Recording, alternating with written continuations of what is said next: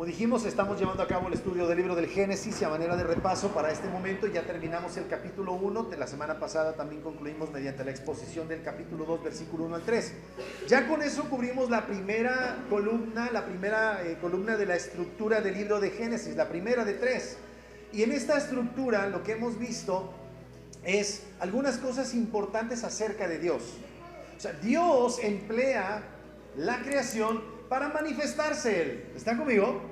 O sea, la creación es la excusa de Dios, permítame el término, para que Él se revele, se manifieste a nuestras vidas. Creó un escenario, creó una tramoya, permítame el término, un telón de fondo para Él salir y exponerse y que veamos quién es este Dios.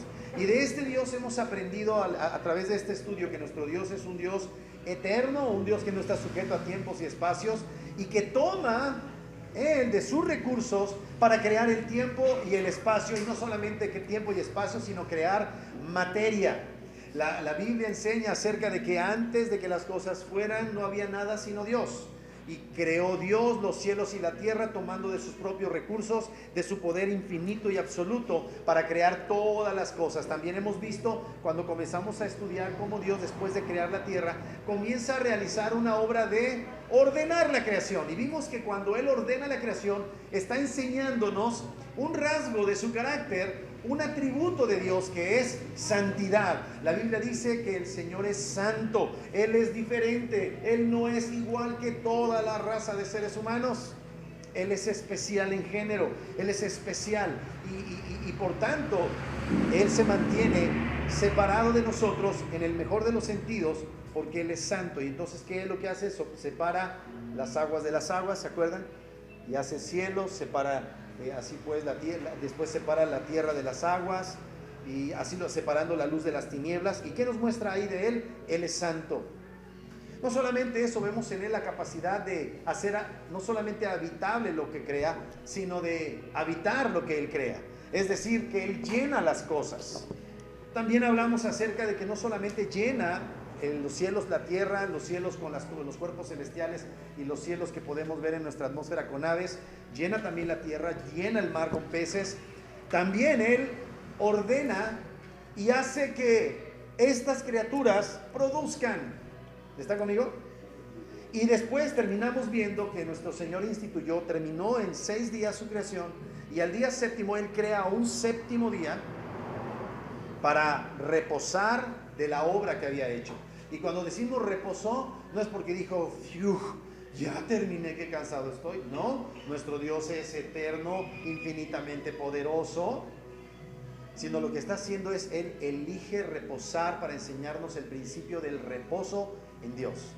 Y luego vimos también la semana pasada que esto tiene una relación directa con lo que ahora ha sucedido en nuestras vidas, ahora que estamos en Cristo Jesús. A partir de allí, de esta exposición, de este capítulo 1, parte del capítulo 2, vemos que hay un reflejo, hay una realidad en el Nuevo Testamento que se conoce como la nueva creación, que guarda una impresionante semejanza con esta primera creación. Hablamos que nuestro Dios nos regenera, nos hace nacer de nuevo. Si estamos conmigo, dice que en el principio creó Dios los cielos y la tierra estaba como desordenada y vacía. ¿Cómo estaba nuestra vida? Desordenada y vacía. Y luego dice que el Espíritu de Dios se movía sobre la faz del abismo, ¿sí? Y que la tierra estaba en tinieblas. ¿Cómo estaba nuestra vida? Desorden, en tinieblas y vacía. Y dijo Dios, sea la luz. Y eso habla del poder de la palabra de Dios, que es luz y es vida. Y entonces, estando muertos en nuestros pecados y transgresiones, el Señor nos da vida, nos regenera, nos hace nueva criatura, nos da un nuevo nacimiento, ¿verdad? No solamente vimos eso, vimos también que el Señor Jesucristo lo hace a través de la predicación del Evangelio. Pero una vez que nos da nueva vida y nosotros creemos en Cristo Jesús, ¿qué hace Dios con nuestras vidas? Nos aparta para sus propósitos, es decir, nos santifica, nos hace para sus usos. Y los usos que Dios puede hacer de su pueblo, dice la Escritura, que es para usos honrosos.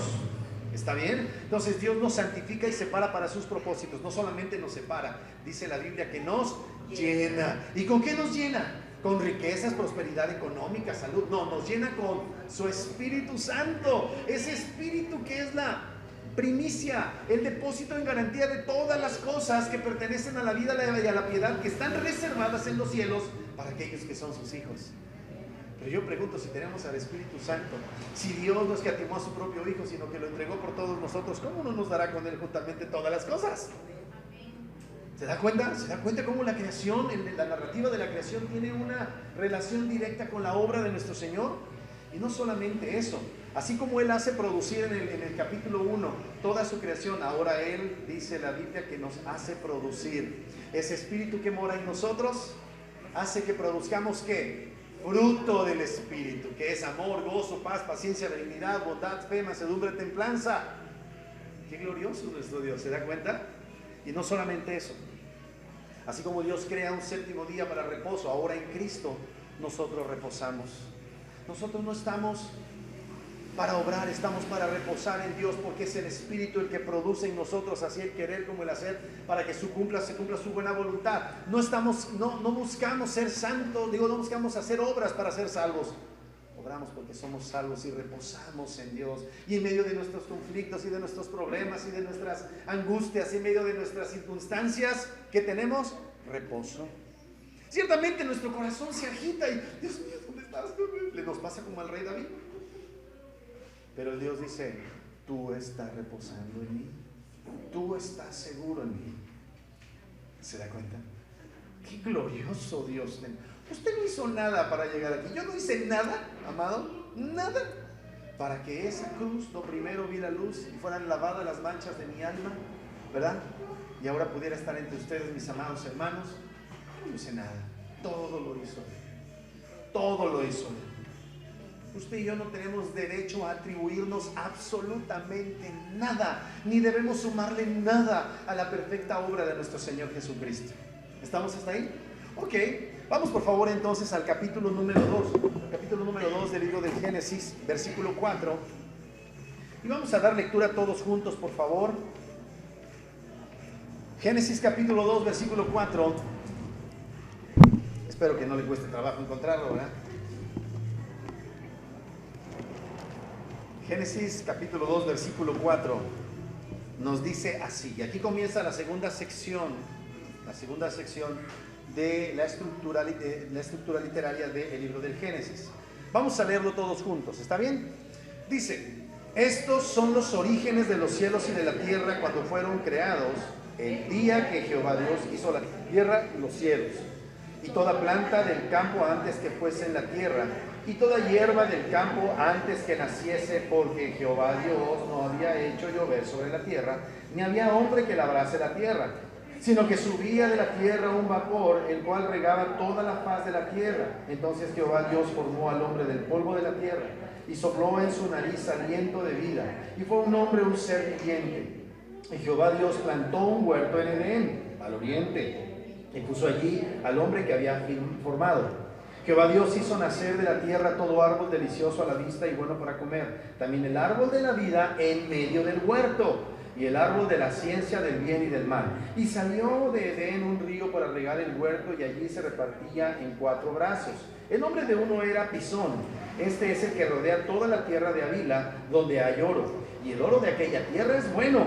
Hay allí también bedelio y ónice. El nombre del segundo río es Gihón. Este es el que rodea toda la tierra de Cus. Y el nombre del tercer río es Hidekel. Este es el que va al oriente de Asiria. Y el cuarto río es Éufrates. Tomó pues Jehová Dios al hombre y lo puso en el huerto de Edén para que lo labrase y lo guardase. Y mandó Jehová Dios al hombre diciendo, de todo árbol del huerto podrás comer, mas del árbol de la ciencia del bien y del mal no comerás, porque el día que de él comieres ciertamente morirás. Y dijo Jehová Dios, no es bueno que el hombre esté solo, le haré ayuda idónea para él. Jehová Dios formó pues de la tierra toda bestia del campo y toda ave de los cielos, y los trajo a Adán para que viese cómo los había de llamar. Y todo lo que Adán llamó los animales vivientes, ese es su nombre. Y puso Adán nombre a toda bestia y ave de los cielos y a todo ganado del campo, mas para Adán no se halló ayuda idónea para él. Entonces Jehová Dios hizo caer sueño profundo sobre Adán, y mientras éste dormía tomó una de sus costillas y cerró la carne en su lugar. Y de la costilla que Jehová Dios tomó del hombre hizo una mujer y la trajo al hombre. Dijo entonces Adán: esta es ahora hueso de mis huesos y carne de mi carne. Esta será llamada varona, porque del varón fue tomada. Por tanto, dejará el hombre a su padre y a su madre y se unirá a su mujer y serán una sola carne. Y estaban ambos desnudos, Adán y su mujer, y no se avergonzaron. El Señor bendiga su palabra, como dice mi amado Marcos. ¿Ah? Es cierto. Y aquí encontramos una serie de cosas interesantes. Número uno, cuando hablamos de este capítulo 2, versículo 4 al 25, hay que ser muy claros y muy precisos. No estamos hablando de otra creación.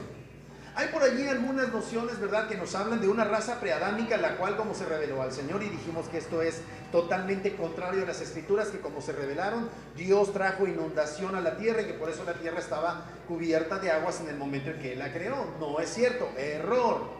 El segundo error que es muy común es decir que no fueron una precreación adámica, una creación preadámica, sino que Dios en el capítulo 1 nos muestra la creación espiritual y en el capítulo 2 la creación física. ¿Por qué? Porque hay un símil de caballos, perros, vacas espiritual en los cielos y aquí en la tierra. No, perdónenme, pero eso es un terrible error. El capítulo 2, a partir del versículo 4, es muy interesante porque es la misma creación del capítulo 1, que va del versículo 1 al capítulo 2, versículo 3, visto desde otra perspectiva. Lo que está haciendo este capítulo, este versículo 4 hasta el versículo 25 de Génesis 2, es que nos presenta el día concreto sexto. El capítulo 1 nos presenta de manera global hasta el capítulo 2, 3, toda la creación la presenta cronológicamente, los pasos sucesivos que Dios fue realizando para llevar a cabo su creación, que termina con la creación del día del reposo. ¿Está conmigo? Pero ahora, a partir del versículo 4, esto que algunos dicen que es una segunda creación y que otros dicen que es una tercera creación, es un error, porque realmente es que la Escritura nos está dando la creación desde otra perspectiva, enfocándose en el día sexto, enfocándose en la creación de la raza humana. ¿Están conmigo? Lo que está haciendo es, presenta de manera general la creación y ahora se enfoca, va de lo general a lo particular, día sexto, en el cual es creado la razón por la cual Dios crea este planeta Tierra y crea seres humanos. Y la razón por la cual crea seres humanos Dios es para manifestar su gloria. A mí se me enseñó alguna vez, ¿verdad?, que Dios creó el universo, las galaxias, la Vía Láctea, dentro de la Vía Láctea todo lo que es el sistema planetario, el sistema solar dentro de la Vía Láctea, que antes eran 9 planetas, pero ahora que ya nada más son 8, ¿verdad? Y eso me enseñaron, y Dios hizo todo eso y creó un planeta con las condiciones perfectas para hacerte a ti, que eres la máxima expresión de la creación de Dios, porque te amaba a ti. Bueno, sí es cierto que nos ama, pero fundamentalmente lo hizo para manifestar su gloria. Usted es la ocasión y el pretexto para que el Señor despliegue su gloria y manifieste su amor. Dios ama su nombre y es necesario que Él manifieste su gloria. Y Él ha escogido que usted y yo seamos testigos de su gloria, ¿verdad? Entonces, capítulo 1 al 2, 3, secuencia cronológica de la creación. Capítulo 2, versículo 4 al 25, sexto día. Número 1, Dios forma al hombre, ¿verdad? Dios forma al hombre. Génesis capítulo 2, versículo 4 al 7 dice: estos son los orígenes de los cielos y la tierra cuando fueran creados. El día que Jehová Dios hizo la tierra y los cielos y toda planta del campo antes que fuese. O sea, aquí es donde ya se empieza a enfocar para entrar al día sexto.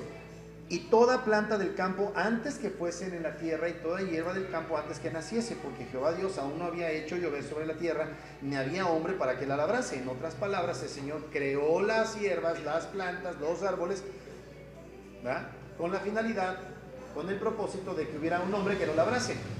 O sea, que todo tiene un propósito, que el hombre apareciera y hubiera en qué trabajara. Vamos a ver eso. Dice: y toda planta del campo antes que fuese en la tierra. y toda hierba del campo antes que naciese, porque Jehová Dios aún no había hecho llover sobre la tierra, ni había hombre para que labrase la tierra, sino que subía de la tierra un vapor, el cual regaba toda la faz de la tierra. Entonces Jehová Dios formó al hombre. Entonces Jehová Dios, ¿qué palabra usa? ¿Creó? No solamente creó, dice que formó. Eso es muy interesante. Al hombre del polvo de la tierra, y sopló en su nariz aliento de vida, y fue el hombre un ser viviente. Aquí hay un dato muy interesante. Es la primera vez que se refiere la escritura a Jehová Dios, o Yahweh Elohim. Ojo, hay una parte en la Biblia donde dice que el Señor se le presenta a Moisés y le dice: hasta antes yo me lo había manifestado con otros nombres, pero no con mi nombre, que es Yo Soy. Se le presenta a Moisés. ¿Estamos hasta ahí? Ok. Bueno, pero si fue a Moisés al que se le presentó, ¿por qué Moisés presenta a Dios en el capítulo 1 como el Yo Soy Elohim? O sea, el Yahweh Elohim. ¿Por fin sí o no? Bueno, ¿quién escribió el libro de Génesis? Moisés. Moisés lo que está haciendo es decir que Dios se reveló en esta dimensión, aunque todavía no le hacía conocer su nombre de Yahweh Elohim a nadie, sino hasta que él, por la revelación de Dios, recibió que Dios se llamaba así, Yahweh. Y entonces, como ahora está escribiendo, él, por la inspiración del Espíritu, pone a Dios como el gran Yo Soy, el que se sustenta por sí mismo, el todo suficiente en sí mismo, que además es todopoderoso, todo excelencias, todo gloria, ¿verdad? Este nombre que aparece como Jehová y en su Biblia Reina Valera es lo que se conoce como el tetragramatón. Dígalo conmigo, o tetragramatón, más bien es el término. Tetragramatón es el nombre de Dios en 4 letras. Y es interesante porque estas letras son consonantes, no son vocales ni consonantes, son puras vocales. A ver, pronuncie YHWH. No se puede, son consonantes. Solo Dios puede llamarse así y articular correctamente su nombre. Eso que tenemos ahí por Jehová, en su momento veremos que no es otra cosa más que un híbrido de 2 palabras, el tetragramatón y el término Adonai, que se juntaron, se tomaron las vocales de Adonai, y entonces así tenemos Yahweh o Jehová. ¿Estamos hasta ahí? Pero es la primera vez que aparece este nombre, que denota que Él tiene su ser en sí mismo. Dios es el único que es. Los demás estamos en proceso de llegar a ser, ¿verdad? Lo que los filósofos llaman la cosa y el devenir. Dios es lo que es, Él es, pero nosotros todavía no somos lo que vamos a llegar a ser. ¿Estamos hasta ahí? ¿Sí me capta la idea? O sea, no solamente humanamente, sino espiritualmente todavía no somos lo que vamos a llegar. Estamos en ese tránsito de llegar a ser, pero Dios ya es. Dios es perfecto. Dios no está en desarrollo. Dios no tiene potencial que no haya ocupado. Dios es. No va a llegar a ser nada. Por eso dice el que era, el que es y el que ha de venir. Nos dice en el libro de Hebreos, ¿verdad? Dios Jesucristo es el mismo de ayer, hoy y por los siglos. Dios es, ya no cambia, pero no solamente es un Dios que tiene ser en sí mismo, Él es el creador de todas las criaturas y de todas las cosas. Él es poderoso, Él de sí mana el poder en la realidad de lo que Él es. Y todo lo que ha llegado a ser ha sido porque Él ha puesto en marcha su poder. ¿Está bien? Entonces aquí destaca también que para ese momento, ¿verdad?, las plantas todavía no habían sido ni las cosas, pero cuando las hace tiene un propósito, que sean alimento para el hombre. ¿Cuándo crea Dios? Si ustedes recuerdan nuestra enseñanza, ¿en qué día el Señor creó la hierba y los árboles? En la segunda parte del día tercero, como preparativo para comenzar a llenar la tierra a partir del día 4. ¿Y cuándo el hombre es creado? En el día 6. Así es que por eso dice eso que nos creímos hace un momento aquí en el libro de Génesis. Sin embargo, no fue hasta que Dios le dio la orden de que produjera fruto que esto sucedió, ¿verdad?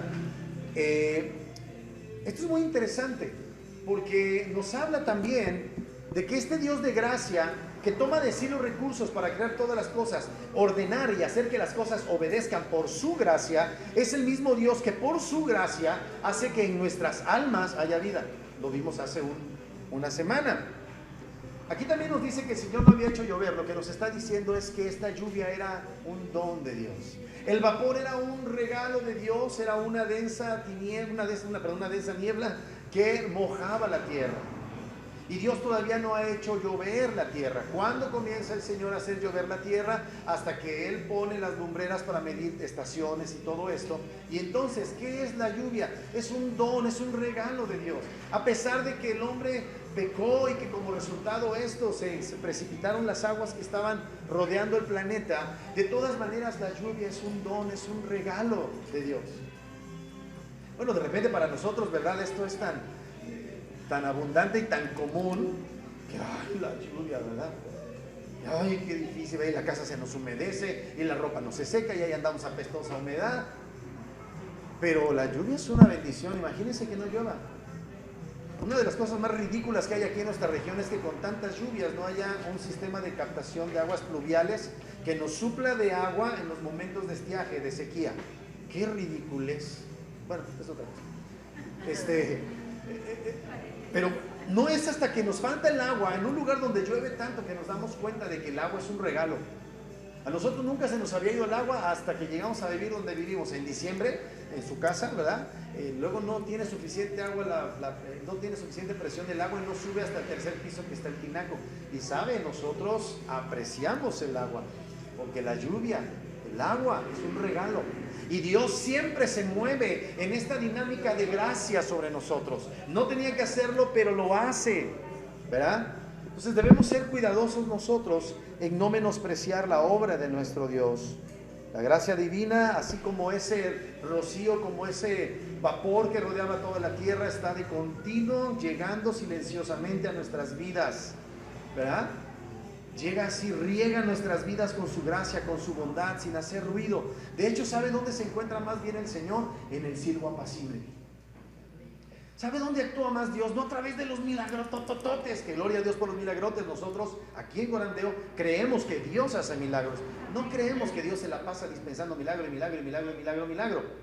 Creemos que nuestro Dios es un Dios de providencia que ocasionalmente obra milagros, pero que en la rutina y en la cotidianidad está trabajando sobre nuestras vidas. ¿Sabe por qué Dios no obra tanto milagro como nos gustaría? Por una razón: Él tiene planeado llevarse la gloria creando en usted una persona con carácter constante. Por eso Dios no le ha respondido: sácame del dedo de Dios mío, porque fuiste a fábricas y jalaste y tomaste y dijiste 13 meses sin intereses y no consideraste que ya tenías otros gastos y ahora quieres que Dios te saque de la bronca de mis tonterías. Entonces, ¿qué hace el Señor? Dios trabaja así como ese vapor que llega a la tierra, y lo hace en la cotidianidad. Ahí está trabajando Dios. Lo leí hace un momento nuestro amado Asterio. Dice que si no fuera por la misericordia de Dios ya hubiéramos sido consumidos. Y cada día nuestro Señor es fiel a su palabra y cada día son nuevas sus misericordias. No solamente esa fidelidad no decae, no se degrada, sino que se mantiene, pero Dios va acumulando gracia, misericordia sobre misericordia. Pero usted y yo ni lo percibimos. Estamos tan acostumbrados a nuestra salud que hasta que no la perdemos, no rogamos por ella. Ay, mi madre, no te lavaste los dientes en 5 años, ¿verdad? ¿Qué fue eso? Un problema de malos hábitos, un problema de falta de carácter. Dios te va a quitar el dolor, igual y sí, pero igual y te van a sacar la muela por sucio, ¿verdad? Que no te lavaste la boca y se te va a quitar el dolor, pero ya te quedaste chimuelo. ¿Me captas la idea? Así es la gracia de nuestro Dios, como ese vapor que llega a la tierra, ¿verdad? Y debemos ser cuidadosos, pues, por la manera en que nosotros estamos empleando lo que Dios nos ha dado, la vida que nos ha dado, la salud que nos ha dado. No sea que nos vaya a pasar como al necio que quiso ganar todas las cosas, no dio gracias por esa brisa de gracia del Señor y dijo: ya puedes reposar, alma mía, ya trabajaste, ya acumulaste. No sea que el Señor nos vaya a decir: necio, hoy se te pide tu alma, ¿ah? Y no estás preparado. Qué terrible. Es muy interesante esa palabra cuando entra al versículo 7. Vamos al versículo 7, por favor. Dice ahí Génesis capítulo 2, versículo 7. Dice, entonces Jehová, entonces Yahweh Elohim formó. Esta palabra es muy interesante. Formó al hombre. ¿De dónde? Del polvo de la tierra. Fíjese nada más.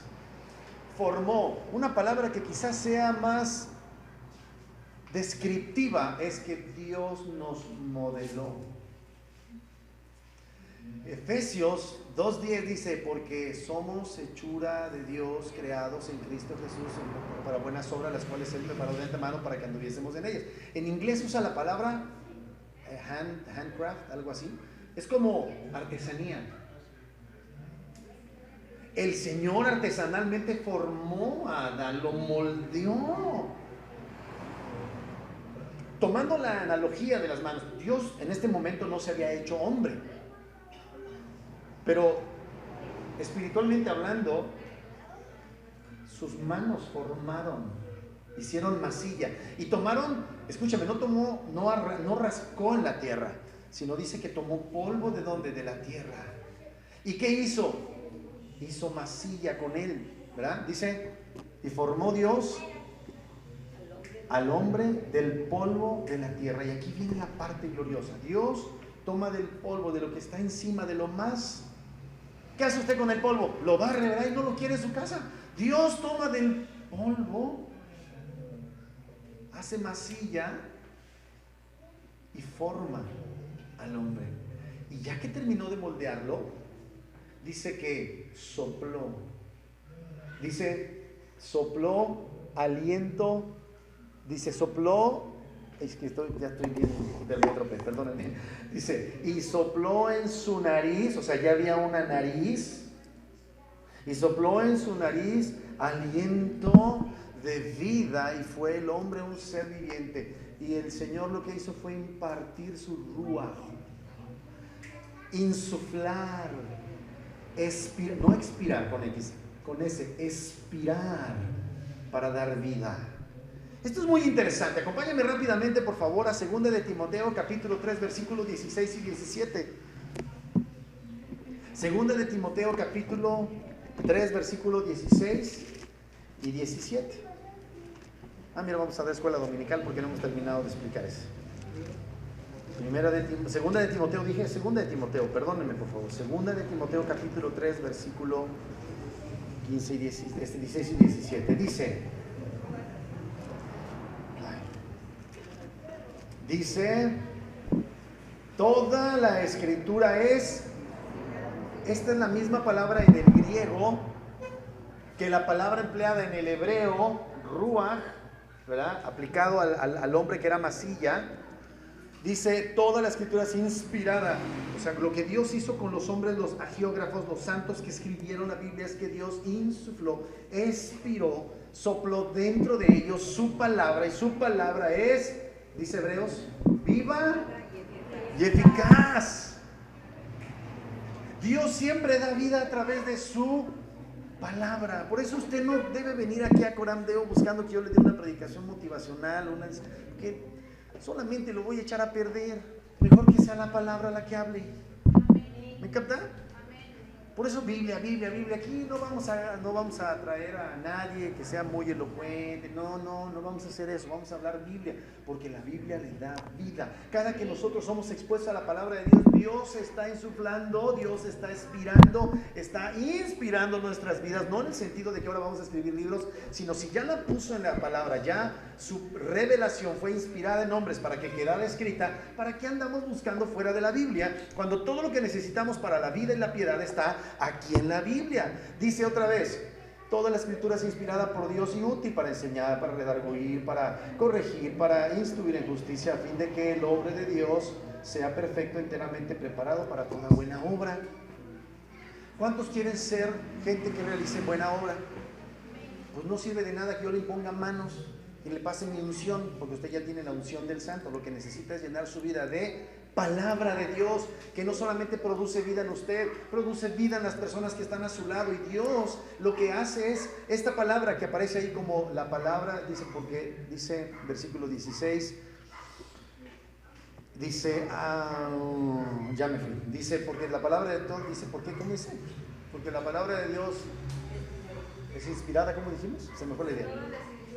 Ok, toda la palabra es inspirada. Es la palabra griega theopneustos. O sea, Dios soplando, Dios metiendo. Ese es el mismo término que está empleándose en Génesis para hablar cómo Dios le dio. O sea, por la palabra de Dios, el hombre tuvo vida. Y mire cómo dice, versículo número 7. Dice, y sopló en su nariz aliento de vida y fue el hombre un ser viviente. La palabra no correcta no se traduce como ser viviente. La palabra es alma viviente. El hombre fue un alma viviente, es decir, tuvo vida porque le fue impartida desde afuera. El hombre no tiene vida intrínseca, no tiene vida implícita en sí mismo por el hecho de ser hombre o mujer, sino que siempre, como vemos aquí, es la vida que Dios concede. Es objeto, este vaso llamado alma, de recibir vida. ¿Se da cuenta? Qué tremendo. Hebreos 4:12, que dice que la palabra de Dios es viva y eficaz. Cada vez que Dios habla, así como sopló en esta masilla que Él modeló, ¿verdad? Él nos da espíritu. Ahora esto es muy interesante. Cuando el espíritu se une con el cuerpo, en ese momento se da un alma. ¿Está conmigo? Dios sopla su palabra en un muerto y en eso viene a haber un alma. Espiritualmente es exactamente lo mismo. No es hasta que Dios nos habla su palabra que tenemos vida. Por eso no debemos predicar nuestro testimonio. Debemos predicar el testimonio de Cristo y respaldarlo con nuestro buen testimonio de que somos regenerados. Pero de nada sirve que usted, no, pues en el año de 1992, 13 de diciembre, el Señor me tocó y yo fui bendecido y en ese momento el Señor me sanó. Y sí estás hablando del Señor, pero ¿quién es el centro de ese testimonio? Tú. ¿Y quién debe ser el centro del testimonio? Cristo. ¿Se da cuenta? Usted no tiene poder de impartir vida. No importa cuántos milagros haya hecho en su vida el Señor. Usted debe hablar del Señor de los milagros, no del milagro que le concedió el Señor, si es que le ha dado milagros. Ok. Otra cosa muy interesante, versículo número 8. Y Jehová Dios plantó un huerto en el Edén. Ojo, fíjense. O sea, el Edén, para este momento, que creó la masilla, todavía no estaba. Lo que está es la tierra creada en estado silvestre, entiéndase. Y dice, termina el Señor de crear al hombre, le da su espíritu y en ese momento ahora viene la siguiente parte. Plantó, y Jehová Dios plantó un huerto en Edén al oriente. Ojo, por nombre genérico se llama Edén, paraíso. ¿Está conmigo? Pero era un huerto en Edén, no era el huerto cuyo nombre era Edén. ¿Sí me capta? ¿Se da cuenta cómo no leemos con cuidado? Está aquí haciendo la masilla, sopla, y el Señor, en su infinito poder, en su omnipresencia, está también plantando un huerto al este del Edén. ¿Se dan cuenta de eso? ¿Qué hace Dios entonces? Versículo, y Jehová Dios plantó un huerto en el Edén al oriente, ¿y qué hizo? Puso allí al hombre. En otras palabras, permítame esto, lo que el Señor está haciendo es crear un espacio no silvestre, hermoso, para que el hombre fuera plantado allí y fuera puesto a chambear, a trabajar. Uno de los errores teológicos más terribles es pensar que el trabajo es una maldición, una condena por el pecado. El trabajo fue antes del pecado y el trabajo es parte del propósito de Dios para sus creaciones. Y es exactamente el caso de usted y mío. Dios quiere, ¿qué es trabajar? Producir. ¿Y qué hace el Señor con usted y conmigo? Cuando nos imparte vida, el Señor creó un huerto llamado la iglesia. ¿Y qué hace el Señor? Lo toma usted y lo pone ¿dónde? En ese huerto llamado iglesia. Capítulo 5 del libro de Isaías habla de la viña del Señor. Esta es la viña del Señor, ¿verdad? Todavía de repente damos uvas silvestres, ya lo creo, uvas amargas, agrias, pero el Señor va a hacer que esta llegue a ser una uva gloriosa. ¿Verdad? Gloria a Dios, tenemos esperanza. El propósito que Dios tenía en mente al poner al hombre ahí era que el hombre labrase. Ahora es muy interesante esto y ahorita lo vamos a hablar. Punto número 2, el hombre en el huerto al este del Edén. O sea, ya vimos cómo Dios crea al hombre. Sí me quedó claro hasta ahí. Sí me va captando hasta aquí. Qué glorioso Dios. Y ahora Él habla de ¿qué va a hacer el hombre en este huerto? Génesis 2:8, y Jehová Dios plantó un huerto en Edén. Ya se me fue la vida, no se preocupe. Y Jehová Dios plantó un huerto en Edén al oriente, y puso allí al hombre que había formado. Y Jehová Dios, fíjese nada más, hizo nacer, Él es el que hizo nacer de la tierra todo árbol delicioso a la vista y bueno para comer, también al árbol de la vida en medio del huerto, y el árbol del, fíjese, también el árbol de la vida, ¿en dónde? Crea todos los árboles que son ricos y hermosos a la vista. ¿Ha visto alguna vez un árbol hermoso? ¿Sabe por qué es hermoso? Porque lo podan, porque lo... ¿Ha visto los ficus cómo son? Hasta figuras. ¿No sabe por qué? Porque es labrado. ¿Está bien? Dios ya había hecho eso. Pero dice, y Jehová Dios hizo nacer de la tierra todo árbol delicioso a la vista. O sea, de la vista nace el amor. Y bueno para comer. O sea, era de hermoso aspecto y de buen comer. O sea, bueno para comer. También el árbol de la vida, ¿dónde? En medio del huerto. ¿Cuál estaba en medio del huerto? El árbol de la vida. Y el árbol de la ciencia del bien y del mal. Ahí no nos dice ubicación, simplemente dice que ahí estaban estas dos clases especiales de árbol dentro de toda la exuberancia de árboles. Y salía de Edén un río para regar el huerto. Aquí es donde nosotros podemos darnos una idea de dónde se encontraba en aquel momento ubicado geográficamente este huerto. ¿Estamos hasta ahí? Ok. Y salía de Edén un río para regar el huerto, y de allí se repartía en 4 brazos. El nombre de uno era Pisón, este es el que rodea la tierra de Havila, donde hay oro. Y el oro de aquella tierra es bueno, allí también hay bedelio y ónice.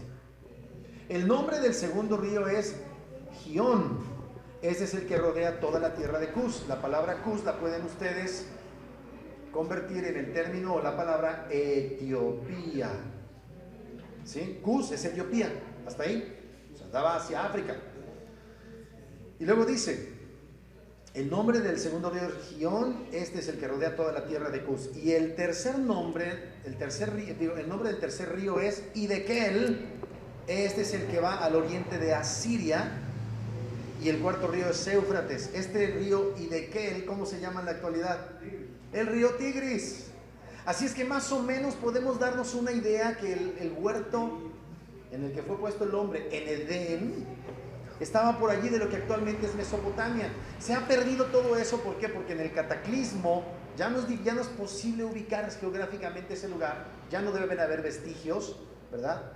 Ya no deben haber vestigios de dónde fue el huerto del Edén. De hecho, ha habido una búsqueda, ¿verdad?, por encontrarlo. Lo que la Biblia nos dice es que ese paraíso ya se encuentra ¿dónde? En el cielo.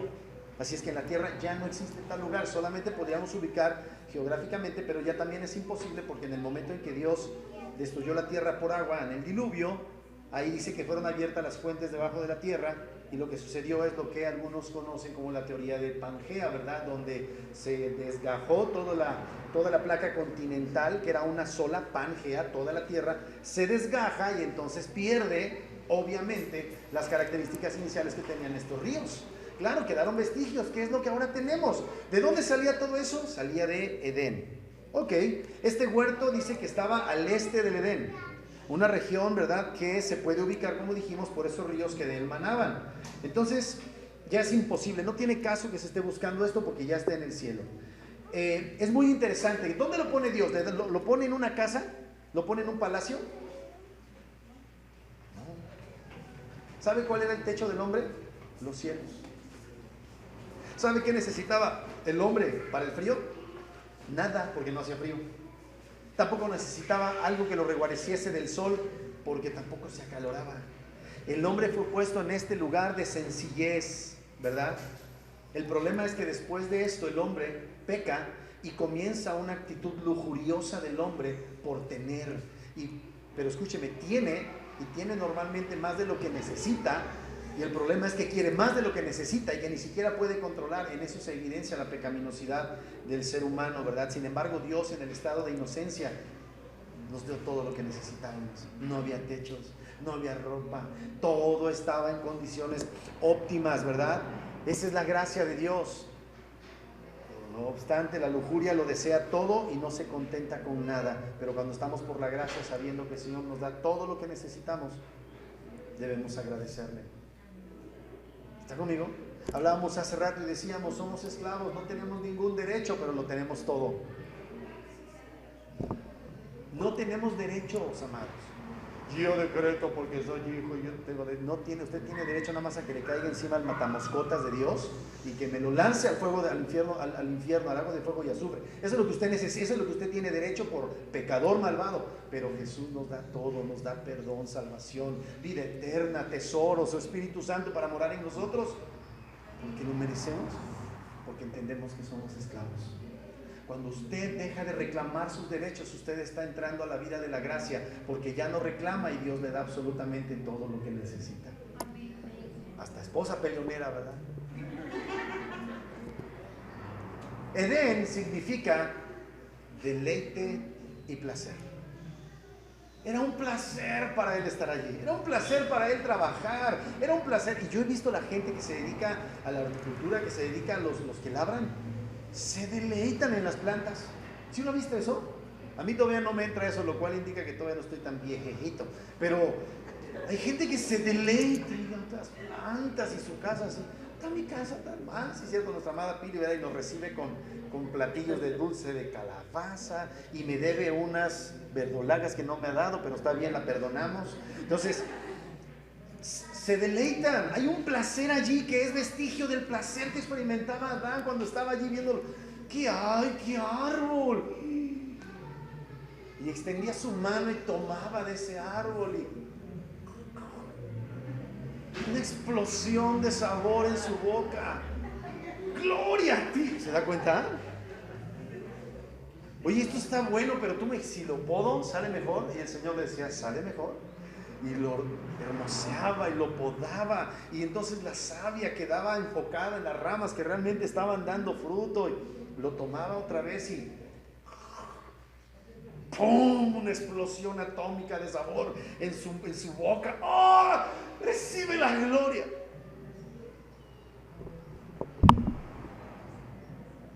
¿Cómo le hace cuando come manzana?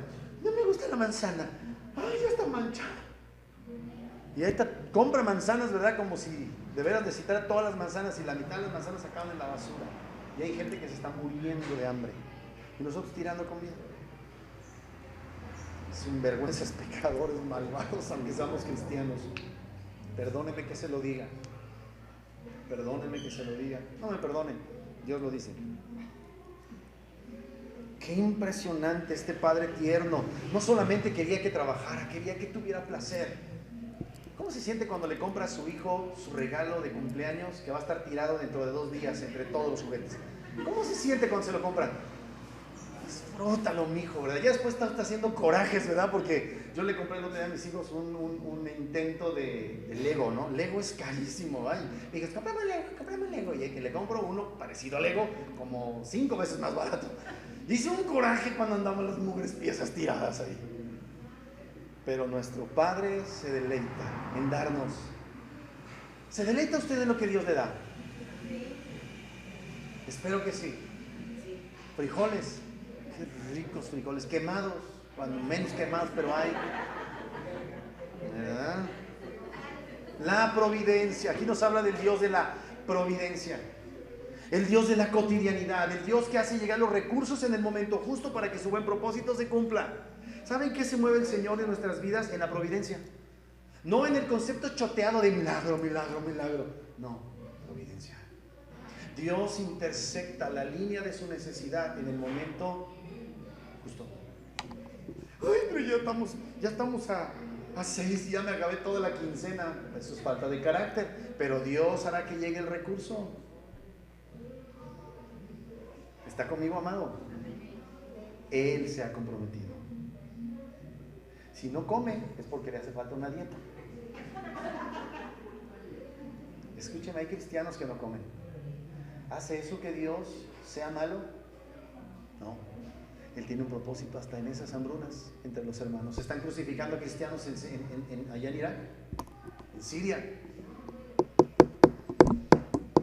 Aprovechemos, amados, esta gracia bendita que nos rodea como el vapor del Edén, que día con día ahí está en nuestras vidas. Usted y yo lo que necesitamos es ver a Dios. No el milagro no va a resolver el gran problema que es nuestro corazón. Es su bendita providencia, esa forma en la que Dios trabaja.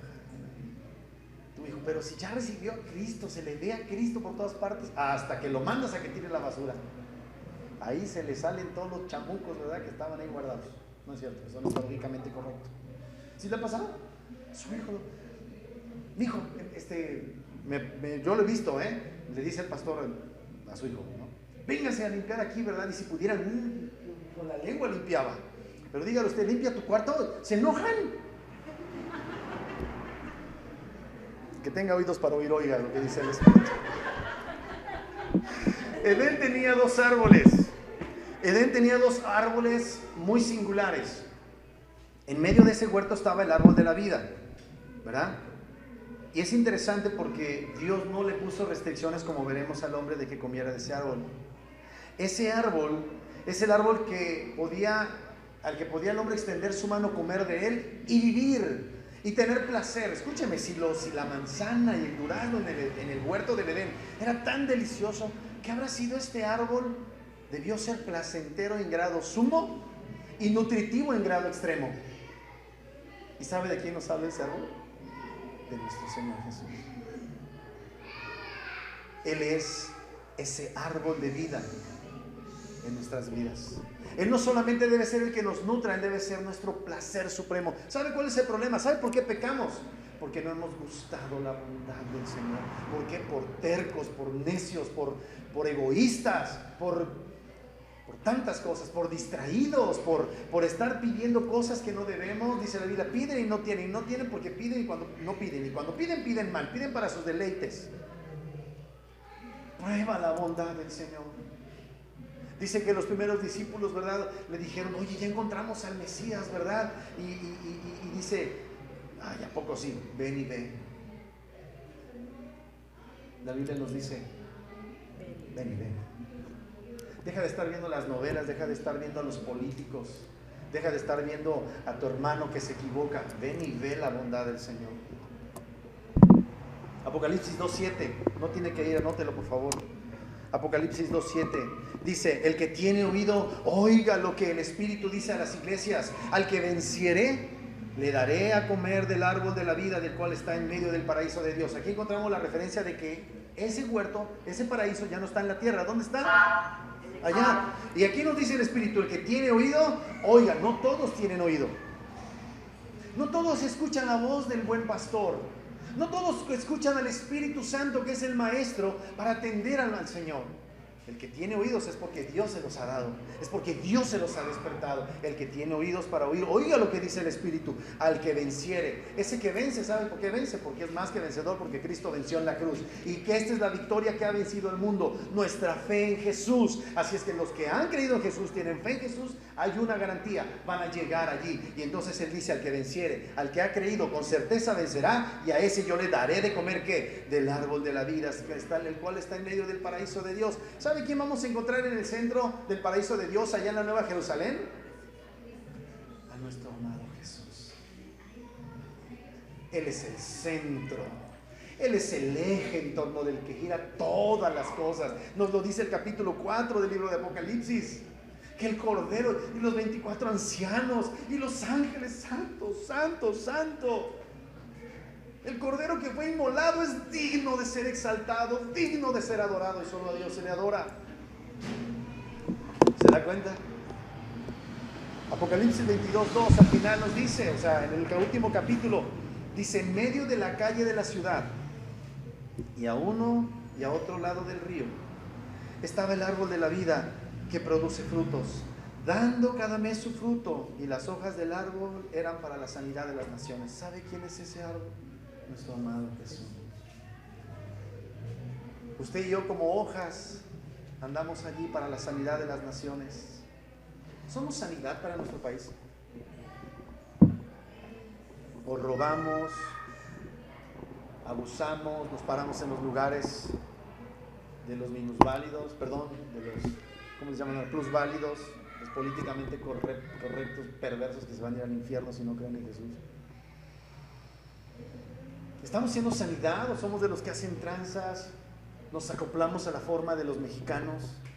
¿O somos una hoja que está sanando por la gracia de Dios que obra a través de nosotros esta nación? Ese privilegio es solo para los hijos. No es para el presidente de la República. No puede ni quiere. No es para el secretario de Educación y el secretario de Hacienda. No es, porque ni puede, ni quiere, ni le interesa. Ese privilegio es para mí y para usted. Pero es el resultado de que comamos de este árbol, el árbol del conocimiento de la vida, el que produce supremo placer. Decía C.S. Lewis, el problema es que el hombre se conforma con demasiado poco placer. La fornicación, el adulterio, el robo, el cohecho, que produce desde la perspectiva humana ciertos beneficios, ¿sabes qué? Se está siendo sobornado con demasiado poco. Y a veces los cristianos somos sobornados con demasiado poco, porque no hemos visto la bondad del Señor, porque nos hemos desatendido de este árbol de vida que está plantado en medio de este huerto llamado iglesia. La iglesia, amado hermano, ciertamente es un espacio para que tú seas alcanzado, salvado, edificado, con la finalidad de que le des la gloria a aquel que está plantado en el centro de esta iglesia. Coram Deo tiene un solo propósito: la gloria de Dios. O sea, yo no quiero ser, mi carne me traiciona, perdónenme, mi carne me traiciona, pero mi anhelo es que yo no sea la gloria de este lugar. Ayúdeme. No me escatime su bendición, no me escatime sus oraciones, pero ayúdeme a no pecar convirtiéndome en el centro de este lugar, amado. Por eso el Señor lo permita, podamos a levantar varones, que Dios lo permita, ancianos. Es triste que prefiramos estar en otro lugar y no donde debemos como hijos de Dios, comiendo del árbol. ¿Sabe qué estamos haciendo ahorita? Extendiendo por la gracia de Dios nuestras manos para tomar de este fruto de la vida, morderlo, ser explotados por dentro en una supernova de deleite en este que es bueno y que es la vida y que es la verdad. ¿Quién es? ¿Cuál es nuestro máximo placer? Solamente usted lo sabe, solo tú lo sabes, solo yo lo sé. A veces pienso que es Jesús, a veces no es Jesús. Y tengo que ser honesto. Y usted tiene que ser honesto. Es mejor tantas cosas. Perdóneme que lo diga. El fútbol la semana pasada. Y perdieron los miserables mexicanos. Tarde o temprano iban a perder, pero no era penal. Pero no, prefirieron ir a amargarse la existencia. Muchos cristianos, muchas iglesias haciendo la condescendencia para traer al mundo a la iglesia y que todos estén allí baboseando, haciéndole un rechazo al árbol de la vida. ¡Qué tragedia! ¡Qué triste! Aquí no vamos a hacerlo, amados. Yo no, cuando menos, aunque yo también quería ver el partido, se lo confieso, me pasó por la cabeza. Y no, el Señor que me corrige. Tú no estás para traer al mundo a la iglesia. Yo te dije, sal del mundo. ¿Por qué tienes que traer al mundo a la iglesia?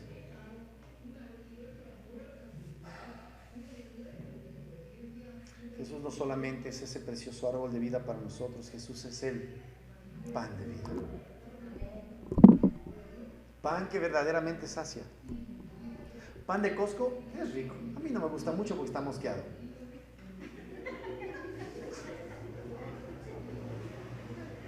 Pero si tiene pan de Costco para regalarme, regálemelo, pues, se lo doy a mis hijos.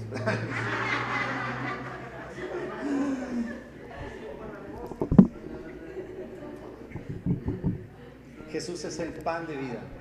Miren lo que dice Juan 6. Yo creo que aquí vamos a pararle. La otra semana, Dios lo permita, vamos a seguir con esto, pero vamos a terminar en esta parte. Juan 6. 48. Nuestro precioso Jesús. Fíjese nada más cuál es el modelo bíblico.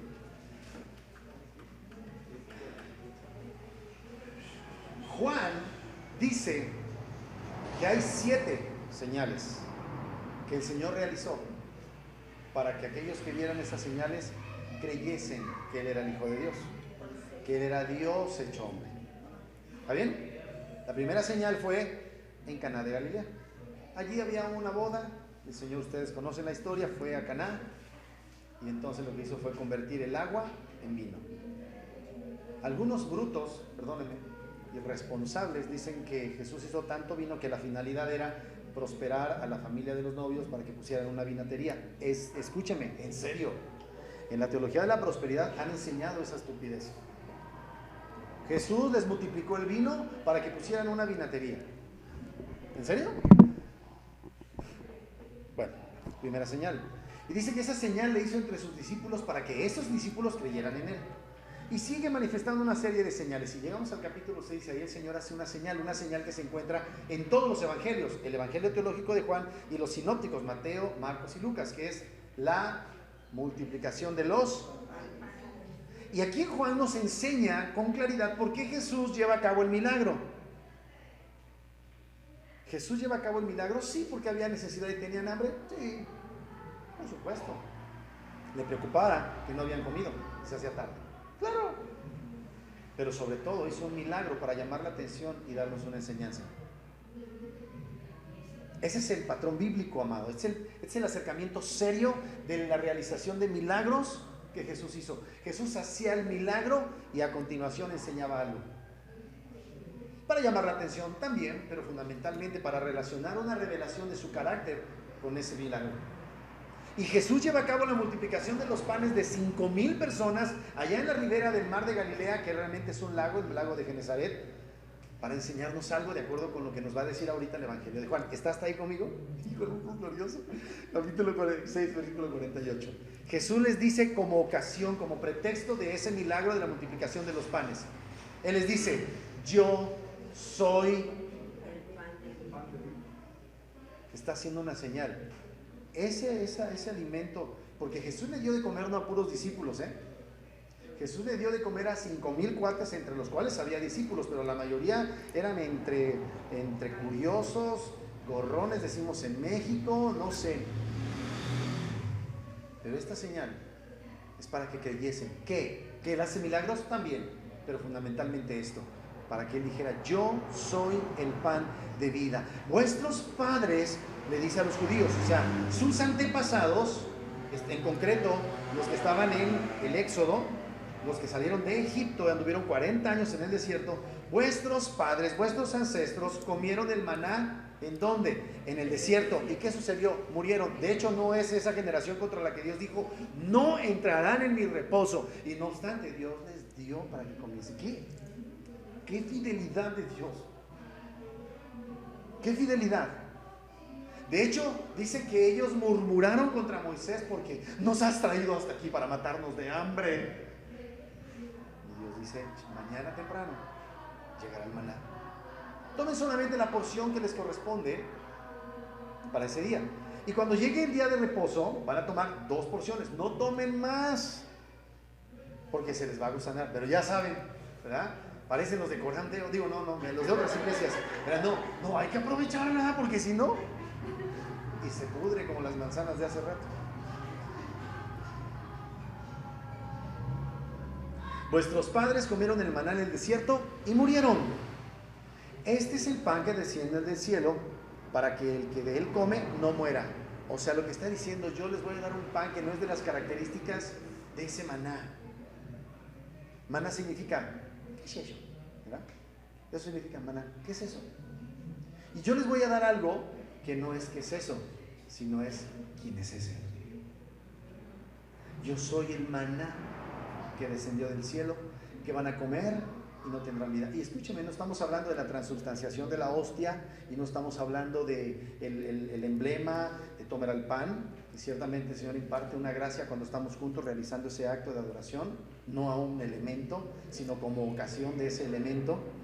Este es el pan que desciende del cielo, para que el que de él come no muera. Versículo 51, y lo vuelve a repetir. Jesús, cuando repite algo, es una cosa muy seria.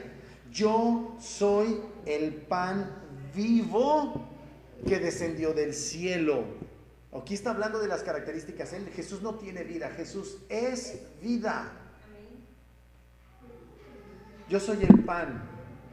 Yo soy el pan vivo que descendió del cielo. Y si alguno comiere de este pan, vivirá para siempre. El pan que yo os daré es mi carne, la cual yo daré por... Dice, ¿cómo dice? Perdón, creo que me faltó algo. ¿Cómo le dice?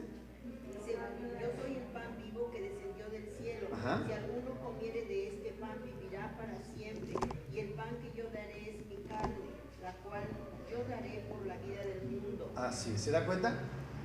Lo que él está diciendo, después dice, y de hecho se ofenden todos, dice, es necesario que coman mi carne y beban mi sangre.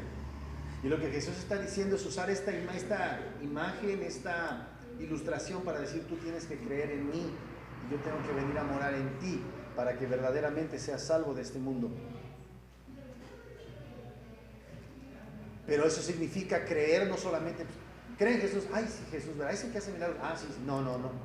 Jesús fundamentalmente es aquel de quien las Escrituras prometieron que tendría la labor de redención de la humanidad, que conforme a las propias Escrituras padecería, resucitaría, sería ascendido a los cielos y que volvería por segunda ocasión por su iglesia. Eso es lo que se predica, amado. No, ¿tienes problemas en tu matrimonio? Ok, te voy a presentar a Jesús y se van a acabar tus problemas en tu matrimonio. La neta no se acaba. A mí me han platicado, me han dicho las consejerías que he tenido. ¿Tienes problemas con tus hijos? ¿Tu hijo es drogadicto? No, te voy a presentar a Jesús y se le va a quitar lo drogo. A lo mejor se pone peor.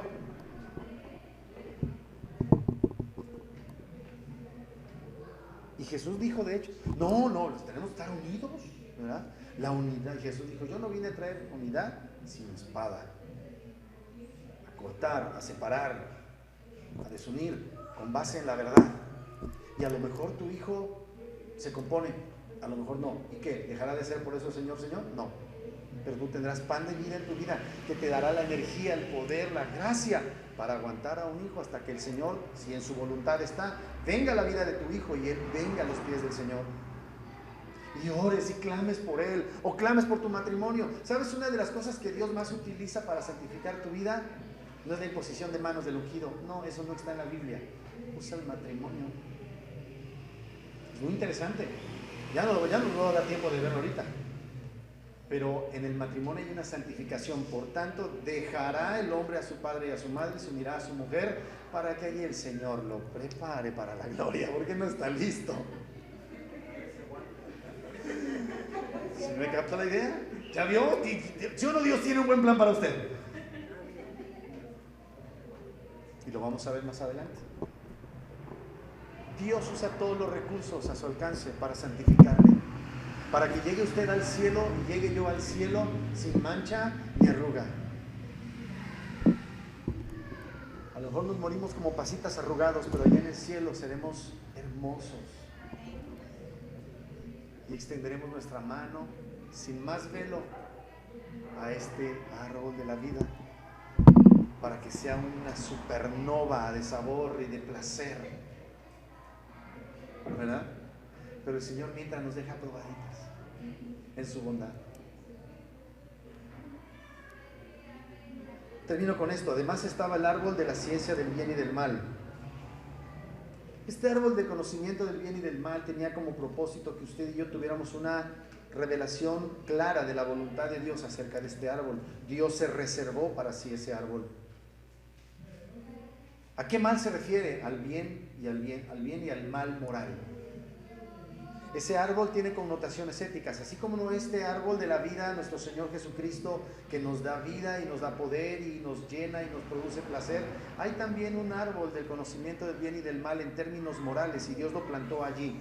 Y dejó en claro, ¿qué es lo bueno? Bueno es no comer de este árbol y comer de todos los demás. Todos te van a producir placer, todos. Y no nada más eso, te estoy dando permiso que comas del árbol de la vida. ¿Qué es lo malo? Malo es comer de este único árbol. Y yo me reservo mis razones.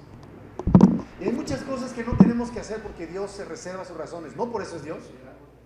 ¿Sabe una cosa? En la actualidad es una bendición ver cómo a través del internet, que es una herramienta para las cosas más malvadas, podamos encontrar las cosas más hermosas, como un resurgimiento de la teología reformada, lo que nosotros enseñamos. Y sin embargo, amados, debemos ser también cuidadosos, porque la teología nos puede, por dada nuestra condición pecaminosa, podíamos tomar todavía algunas decisiones incorrectas. Pero es glorioso que usted y yo podamos ser expuestos a estas verdades. ¿Usted había visto alguna vez así la Biblia, amado? Es sobrecogedor. Yo le puedo dar todo, lo puedes en Cristo que te fortalece, porque eres tan chulo, tan lindo, tan hermoso, que por eso tu mujer te maltrata, ¿verdad? Porque ella es una vieja arpía. Considéralo, será la voluntad de Dios que estés casada con ella. ¿Cómo no? Divórciate. Tienes derecho a rehacer tu vida. No tienes derecho a nada. Tienes simple y llanamente el privilegio de mantenerte donde Dios te ha puesto para que seas santificado y disfrutes en su momento del verdadero placer. Y sin embargo, ¿verdad que sí hay placer en el matrimonio? Los que no están casados, escuchen nada más. Pero sí lo hay. Dios es tan bueno que aún en medio de eso. Y no me refiero nada más a las relaciones íntimas. Hay muchas dinámicas, expresiones de gozo, de disfrute en el matrimonio. Pero también el otro extremo, ¿verdad? Amados, Dios se reserva el derecho, muchas veces, de explicarnos por qué o por qué no. Y Él es soberano. Si Él no ha querido, los teólogos no podemos, ay, qué sinvergüenza soy. En un sentido todos somos teólogos, a eso me refiero. Qué mal me oí, ¿verdad? Pero bueno, me gusta la teología, a mí me gusta mucho la teología, me gusta este Dios que nos deja ver así un poquito de su gloria. La teología debe detenerse ante el misterio de Dios, ante este Dios soberano que elige reservarse el conocimiento de ciertas cosas. Y si Dios te dice no, no. Si estás soltero y Dios te dice no forniques. ¿Pero por qué? Si soy un ser humano cableado sexualmente. Porque yo digo que no, punto. Y bástate mi gracia con saber que yo soy Dios y yo ordeno. Y si no, paga las consecuencias. No fumes marihuana. Ay, Señor, pero tú quieres que yo tenga placer, pero ese es un placer ilegítimo. Me deshonra.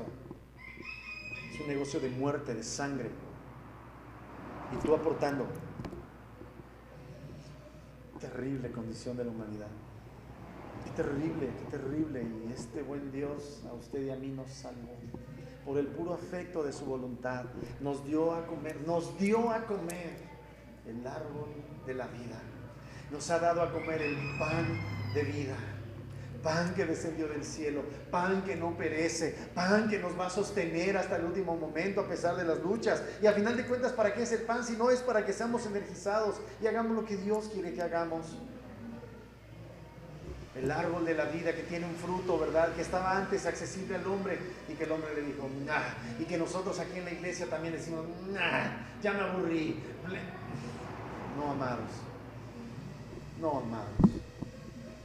No se lo suplico, que el árbol de la vida esté plantado en el centro y sea nuestro máximo, nuestro supremo gozo y deleite. Que lo sea. Para eso Él murió en la cruz, para hacerlo posible y para consumarlo y que se realizara en nuestras vidas. Dejemos de andar veleidosos, vengamos al Señor, humillémonos, postrémonos, pidamos de perdón por ser idólatras, porque eso es a final de cuentas la búsqueda de los placeres fuera de Cristo, idolatría. Y el Señor dice, ámame a mí por sobre todas las cosas, con todo tu corazón, con toda tu alma, con toda tu mente y con todas tus fuerzas. Yo sacio, yo doy vida, yo doy victoria, yo sostengo, yo guardo, yo protejo, yo te doy lo que tú necesites. Deja de buscar en otro lado porque vas a hallar solamente vacío. Que el Señor siga siendo el centro de nuestra vida.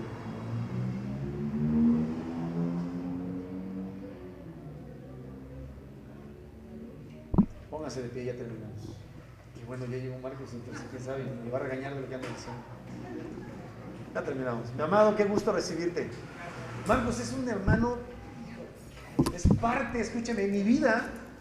Yo sé que él no lo acepta así, se va a hacer al lado así. Se va a hacer de lado como la canción de que te ha dado esa mujer, ¿verdad? Que se agacha y se va de lado. Pero en verdad yo he gustado la bondad del Señor y Dios nos ha unido. Yo le agradezco tanto a Dios que me dé constantemente de comer del árbol de la vida. Ustedes son árbol de la vida para mi vida en un sentido. Cuando Dios hace la obra a través de ustedes, cuando son conmovidos al punto de decir, ay, ¿qué ando yo poniendo mi corazón en otras cosas que no sea este precioso Jesucristo?